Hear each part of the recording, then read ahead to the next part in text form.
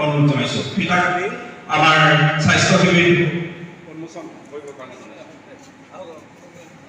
যিসকলে এখন কৰি আহিছে আমি তেখেতলোকক ৱেটিং ৰুমত অপেক্ষা কৰিবৰ কাৰণে অনুৰোধ জনাইছোঁ ৰেজিষ্ট্ৰেশ্যন চলি আছে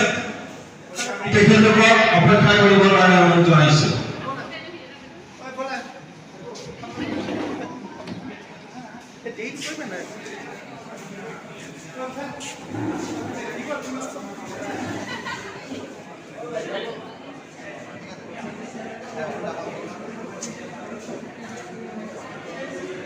শৰ্ট টাইমৰ ভিতৰত আমি এই কেম্পটো কৰিবলগীয়া হৈছে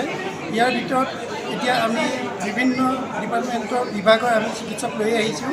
ইয়াত আহিছে মেডিচিনৰ বিভাগ আহিছে মেডিচিনৰ আমাৰ 3জন ডক্টৰ আহিছে আৰু নিউৰ চিকিৎসক এজন আহিছে অৰ্থপেডিক্সৰ চিকিৎসক এজন আহিছে তাৰপৰা আৰু আই ডক্টৰ আহিছে আৰু ফিজিঅ'থেৰাপি ডক্টৰছ আহিছে অকল এই ডক্টৰছেই নহয় আমি ইয়াত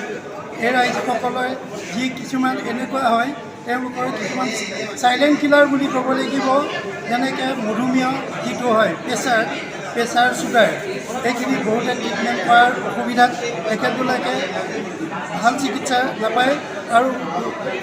গাঁৱৰ ভিতৰৰ পৰা বাহিৰলৈ ওলাই আহিবলৈ অসুবিধা পায় আৰু সেইখিনি চিকিৎসা আমি বিনামূলীয়াভাৱে ইয়াত সেইখিনি আমি ট্ৰিটমেণ্ট কৰিম